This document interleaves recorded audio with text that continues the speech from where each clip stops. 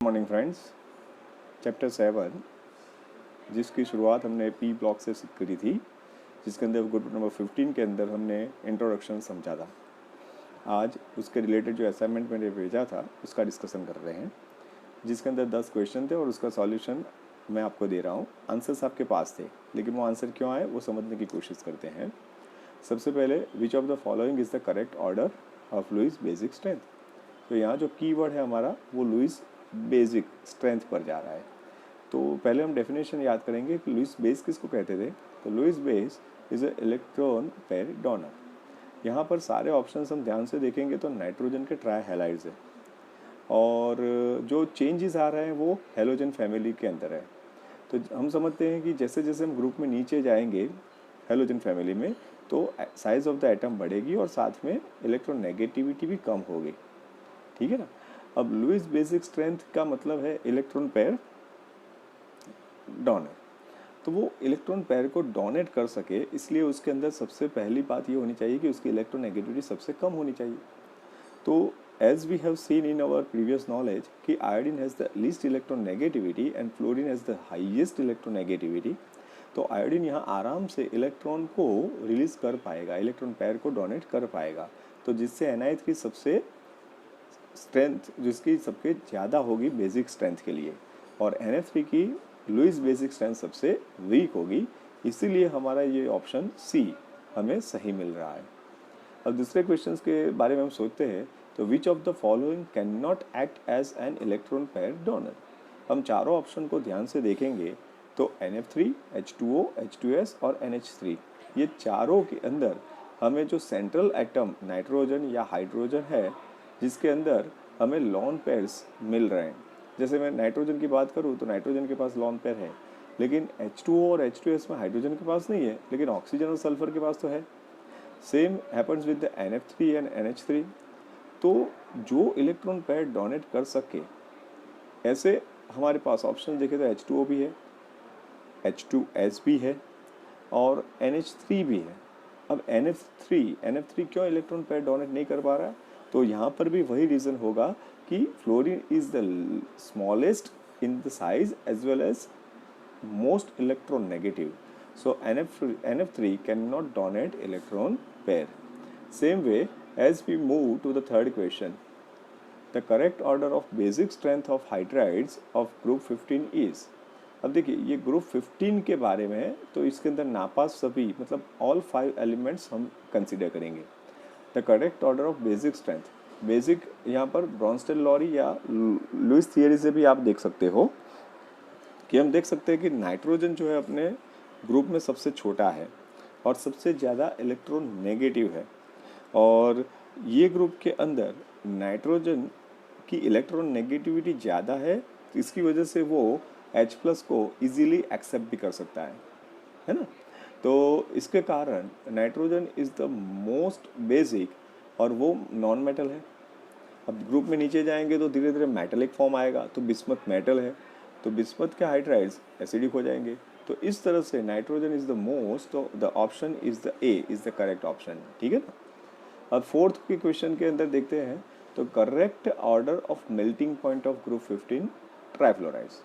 Group 15 के melting point की बात है, तो मेल्टिंग पॉइंट जब भी आपके सामने क्वेश्चन के फॉर्म में आए तो पहले देखिए उसके अंदर melting point depends on the inter molecular attraction force. जो मॉलिक्यूल है उसके बीच में जो इंटर मॉलिक्यूलर अट्रैक्शन फोर्स है, जो वांडरवाल्स भी हो सकता है या फिर हाइड्रोजन बॉन्ड भी हो सकता है ना। तो जिसके अंदर सबसे ज़्यादा अट्रैक्शन फोर्स हो उसका मेल्टिंग पॉइंट ज़्यादा होगा। दूसरी बात, जिसके सरफेस एरिया ज़्यादा होगी उसका अट्रैक्शन फोर्स ज़्यादा होगा।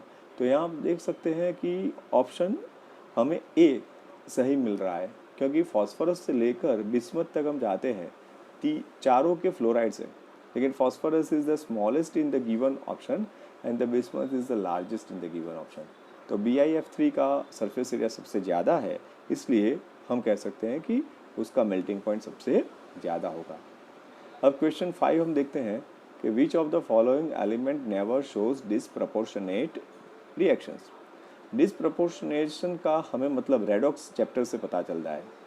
जो एलिमेंट इलेक्ट्रॉन रिसीव भी कर सकता है और रिलीज भी कर सकता है, वो ऑक्सीडाइज भी हो सकता है और रिड्यूस भी हो सकता है, that is called as a disproportionation. ठीक है ना। अब यहाँ पर 4 ऑप्शन है जिसके अंदर फ्लोरीन एक अकेला ऐसा एलिमेंट है जो सिर्फ और सिर्फ इलेक्ट्रॉन पैर को या इलेक्ट्रॉन को रिसीव करेगा वैलेंस शेल में, वो कभी डोनेट नहीं कर पाएगा। जबकि ब्रोमीन, फॉस्फोरस, नाइट्रोजन में आपको नेगेटिव और पॉजिटिव दोनों तरह के आपको वैलेंसीज मिलेगी, लेकिन फ्लोरीन में सिर्फ -1 मिलेगा। मतलब ये सिर्फ रिसीव कर रहा है, तो मतलब वो रिलीज नहीं कर पाएगा। तो इस वजह से option C is the correct one. Which of the following element can be involve in p pi d pi bonding. अब देखिए ये पाई बॉन्ड हमें कोवेलेंट बॉन्डिंग में मिलता है, और जिसके अंदर 2 एलिमेंट्स होते हैं, जिसके अंदर से एक पी ऑर्बिटल और इस दूसरे में से डी ऑर्बिटल होगी। अब ध्यान से समझेंगे कि पी पाई डी पाई का मतलब ऐसा होता है कि जो एलिमेंट के अंदर डी ऑर्बिटल्स अवेलेबल है वो डी पाई टाइप के बॉन्डिंग बना सकता है।